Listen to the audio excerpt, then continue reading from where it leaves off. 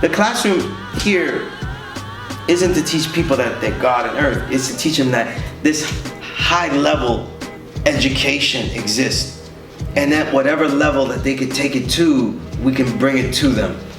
And you know, so you're starting with civilization, basically. Exactly, you start with civilization, you know, and a lot of people need civilization, you know, and a lot of them need the righteous ways. They need righteous ways. They're not really ready. They're not like giving righteous ways of doing stuff, you know. Supreme mathematics, but you're taking them a little bit before, like they just a little like before you get the tools, understand what you're dealing with. And again, these things have always, this slower method has always has caused me clash from people outside of my classroom. Because then they'll look at it like, oh, he's not really teaching this, he's teaching them how to read books. These are things I've heard, these are ridiculous statements. You know, or he's teaching them, you know, how to read these books and they have nothing to do with the knowledge, and they may not be looking at, that's what they can read. And that's what they told me. So I'm really here to educate the community to the best that I could do. And when they're ready for that knowledge and stuff, then they know that there's a broad range here, you know? And when that curriculum is embraced by the student as he keeps coming along, then it's really a warrior's curriculum. The ways to eat, the ways to train the body, the ways to train the mind, you know, rigidly through work. You know, the major 3 things I always teach in the curriculum: reading, writing, communication skills.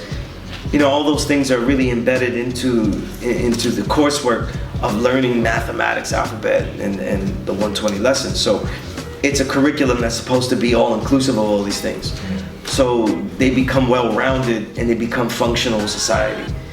And a lot of that I didn't make up as the way to do it. This is the way I was doing it. But when I learned with Knowledge Me, he taught me. He would tell me that, look, what do you do? And I said, I'm a writer. And he said, well, you know what? You make me a publication since you're a writer. And this is in 1999. There's no internet. There's no like easy way to make a publication. And I was like, no copy and paste it like that. Yeah, and he was like, yo, you the God. I had all these excuses ready to fire, and he was like, you the God. And I made my first magazine. I made Our Swords, Our Sacred Words. And I made that, and I brought it to the nation, and I sold it. It was really like what I knew how to do. So it was it was an arts magazine with political issues and spiritual issues, you know, as we deal with them, but into masks in the arts and entertainment that I knew, you know. So through hip hop and studying other genres, like, you know, that hip hop is influenced from and all that, and that was what I gave, because that's what I knew and that's what I could do. And but he demanded that. So when I look at the student, it's important to me to know their goals, what they intend to do, what they have achieved. You know, they have to have some kind of focus, not just learn this and just be in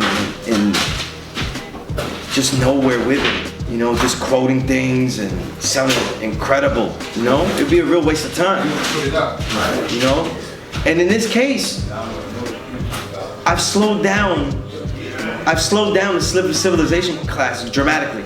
Oh yeah. Because the speed by which it takes them to Knowledge 120, for some of them, slows down dramatically because of that. Because I expect with everything that they give them, especially Supreme Math and Alphabet, that it be used in life and show some results in life. Right. You know? And that they have life goals and that they have all these things. So it becomes a different type of course. And that wasn't by design when I started it, though. It just became that way because I felt like that was I just felt it was the most important way to go with that. If Mecca did this.